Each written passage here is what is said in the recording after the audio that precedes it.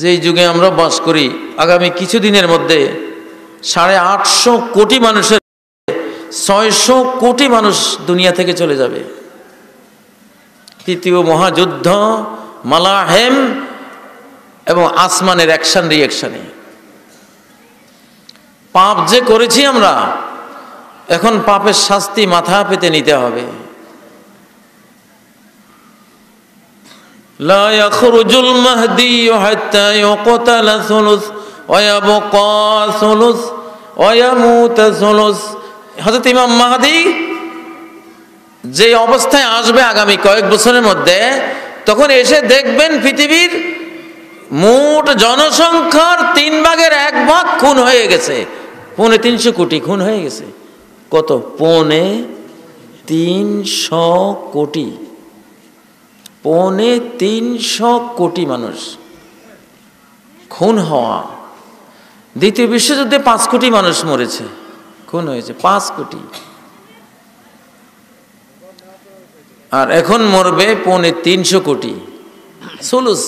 সুলুস সুক্কানিল আলাম, নওয়াব ইবনে হাম্মাদের কিতাব আল ফিতানের হাদিস। প্রত্যেকটা হাদিস সনদ থাকার না থাক, অক্ষরে অক্ষরে মিলে যাচ্ছে। ফিতনার হাদিসগুলো সনদ পাওয়া যায় না, কম, কারণ এগুলো ভয়ঙ্কর হাদিস। এগুলো বয়ান করার রিস্ক কেউ নিতে চায় নাই। হযরত আবু হুরায়রাও নিতে চান নাই। হযরত হুযায়ফা জানতেন, সহজে বয়ান করতেন না, জায়গা বুঝি কইতেন। হযরত আবু হুরায়রা বলতেন যে নবীজি থেকে 2 ব্যাগ ইলম আমি নিয়েছি। হাফেজ তো মির রাসূলিল্লাহ সাল্লাল্লাহু আলাইহি সাল্লাম আইনে, নবীজি থেকে 2 ব্যাগ ইলম আমি অর্জন করেছি। কয় ব্যাগ? এই যে বুখারী, মুসলিম, তিরমিজি, নাসাইতে হাজার হাজার হাদিস, এগুলি আবু হুরায়রার ওই ব্যাগের ইলম। অন্যান্য রাবিরাও আছে সাথে। একটা ব্যাগ আমি ছড়িয়ে দিয়েছি। ওয়াম্মালা খরফাকাত ফালাউ বাসাস্তু কুতিআ হাযাল বালউম। আরেক ব্যাগ ইলমের মধ্যে কি আছে?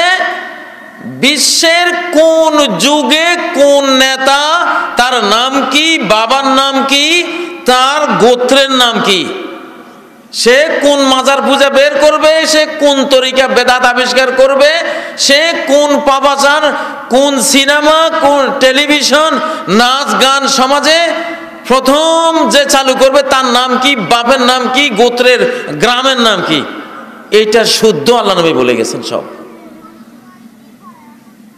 ভারত, বাংলাদেশ, পাকিস্তান এই অঞ্চলেরও অনেক লোকের নাম হাদিসে আছে। আবু হুরায়রার ওই ব্যাগের মধ্যে, যে ব্যাগের ইলম উনি দিতে চান নাই, যে এই ব্যাগের ইলম ছড়িয়ে দিলে এই গলা আমার থাকবে না, কেটে ফেলবে। এই জন্য বলতেন আউযু বিল্লাহি মিন রাসিস সিত্তিন ওয়া ইমারাতিস সিবিয়ান। 60 হিজরি থেকে আল্লাহ তোমার পানা চাই। কিন্তু কইতো না, বনি উমাইয়ার ফলাফেন ক্ষমতা দখল করবে, কইলে তো মেরে দেবে ওনারে। ও ভাইয়েরা, তো সেই ব্যাগের মধ্যে ইলমগুলি আছে। এখন মৌতের জন্য রেডি হয়ে যান সবাই। এমনি তো মৌত মহামারীর রূপ নিয়ে গেছে, শুধু শোক সংবাদ, শোক সংবাদ। এখন সপ্তাহে কয়েকটা শোক সংবাদ এমনি শুনি, এমনি মরে।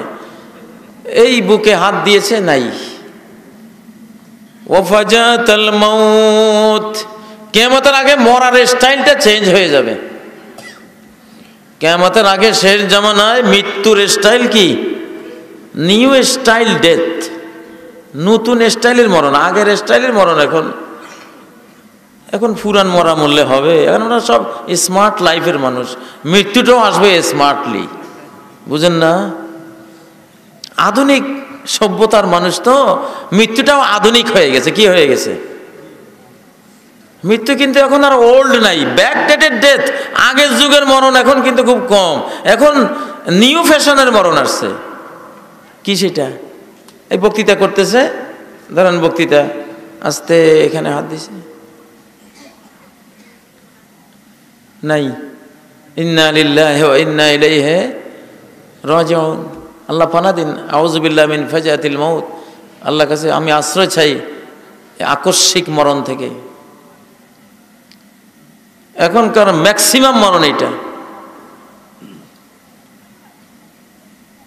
একদিন কুমিল্লা যাচ্ছি মাহফিলে, ওখানে আমার পিএ সাহেব দেখলেন বাথরুমের সামনে সিধা হয়ে পড়ে আছে যুবক, তাগড়া তরুণ।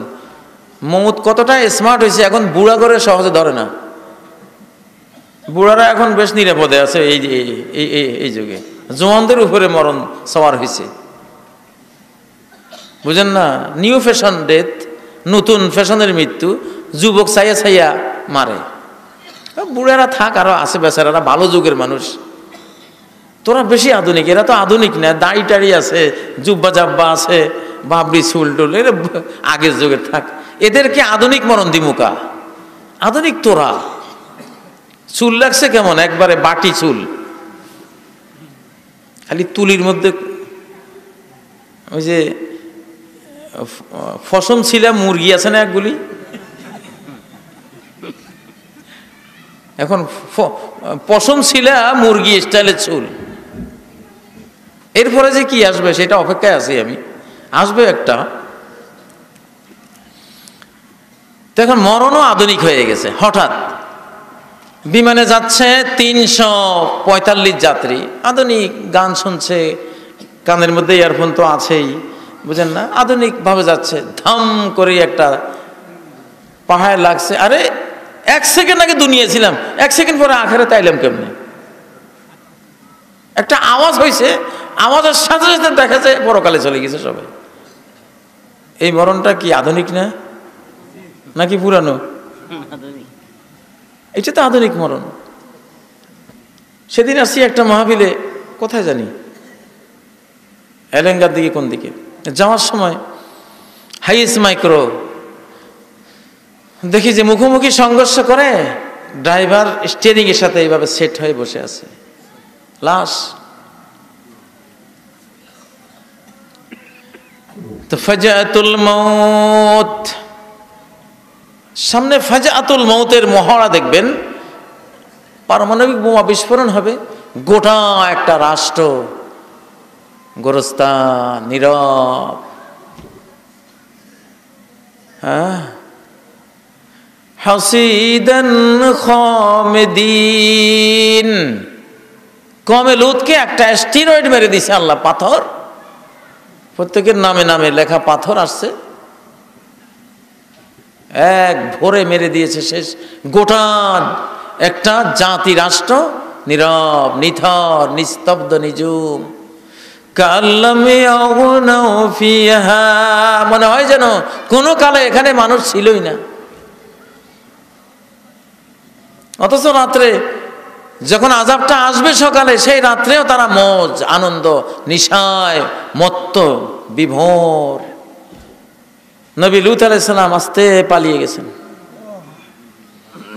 লূত আলাইহিস সালাম পালিয়ে গেছেন, ওরা আনন্দে আছে। ইন্না মাওয়াইদাহুমুস সুবহু আলাইসাস সুবহু বিকরিব।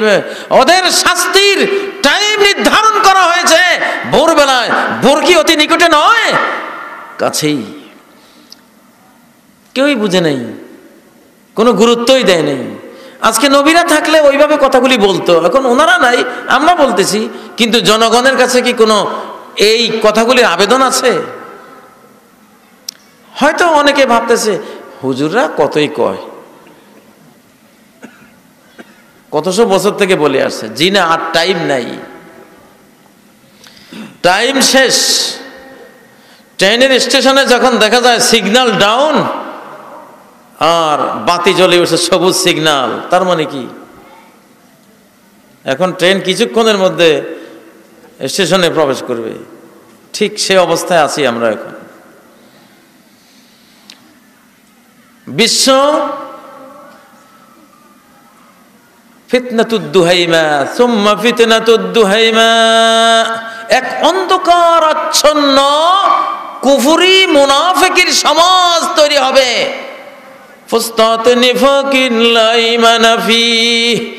এক ভাগ মুসলমান এমন মুনাফিক হবে, ঈমান বলতে কিছুই থাকবে না। চীনে গিয়া বলে আসবে উইঘর মুসলিমদের বিরুদ্ধে চীনা সরকার যা করেছে অত্যাচার, 20 লক্ষ মুসলমানকে বন্দি করে রেখে যা করেছে সঠিক সিদ্ধান্ত, ওইটা বলে আসবে।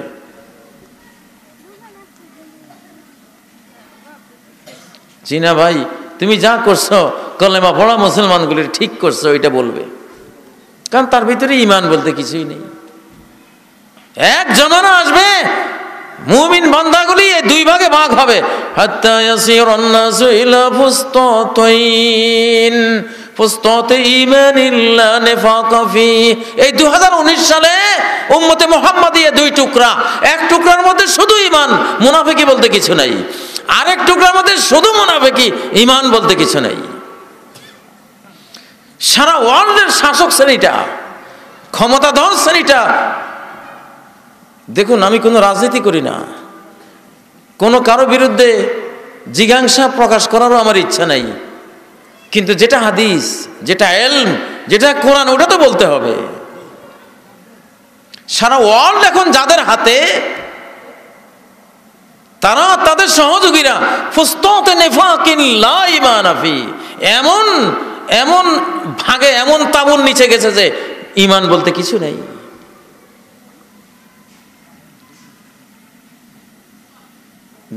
যার কারণে একজন মুসলিম বিশ্ব নেতা চীনে গিয়ে বলে আসতে পারলেন যে উইঘুর মুসলমানদেরকে তোমরা যত অত্যাচারে করো, যতই মারো, ঠিক আছে, অসুবিধা নেই।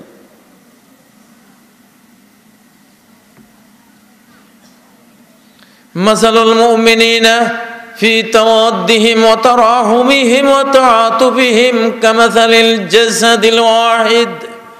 সারা ওয়ার্ল্ডের মুসলিমরা যে মুমিন মনে করবে যে আমি বিশ্বজাহানের বাকি সব মুসলিমদের থেকে আলাদা কিছু, তারা আমার দেহ নয়, আমি তাদের অঙ্গ নই, একটু বিচ্ছিন্ন মনে করবে, তার কিসের ঈমান আছে?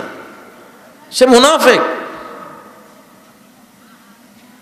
মুসলিমরা হবে এক দেহ এক প্রাণ, এক দেহের কোথাও কোনো ব্যথা হলে সারা অঙ্গ ব্যথিত হয়ে ওঠে, জ্বরে আক্রান্ত হয়, ঠিক নয় কি?